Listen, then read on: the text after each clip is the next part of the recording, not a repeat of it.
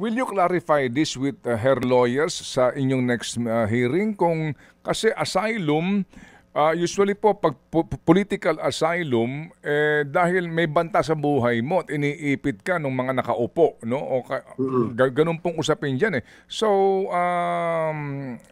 yung nga po, the fact na mayroong ganyang balita na humihingi ng asylum, meron siya pinangangambahan. Ano pong balak niyo sa inyong committee, sir? Alam mo, Ted, habang naka-detain siya doon sa house, nung isang beses ay nung tinatawag namin siya, bago namin siya i-lift yung kanyang contempt, siya ay nangangamba, no, sa kanyang buhay. In fact, iyak nga siya ng iyak. Sinasabi nga niya na ako'y kinakabahan sa aking buhay at sa aking pamilya. Yun ang kanyang kwento sa amin.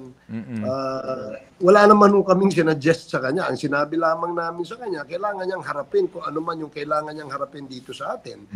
And if she will qualify, no, as kung eligible siya dyan sa Witness Protection Program, pwede po niyang applyan yan. At it is not the House o ang Quadcom ang magdedetermine, ang DOJ po yan. Yun ang sinabi namin sa kanya. And I'm sure, di-discuss din niya ito sa kanyang mga abogado. Ang sabi po ng DOJ, maging ni Secretary, DILG Secretary Remulla din, na upon arrival, yun ang pinakahuli kong nabasahan, na ipauubaya sa Kamara yung kanya pong custody.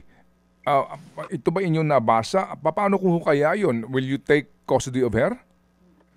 Ted, wala kaming basihan para i-detain siya o ilagay siya for custody under the House of Representatives. Wala pong kaming basihan para diyan. Baka naman mo mareklamo ang Kongreso kapag yan po ang ginawa namin.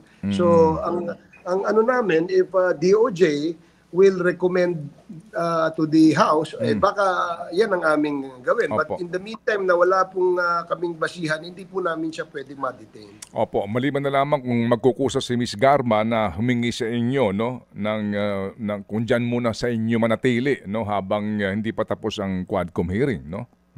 That's correct, Ted. At saka kung halimbawa, naimbitahan siya ulit at medyo meron na naman pong contempt order para sa kanya, baka ma-detain po siya ulit.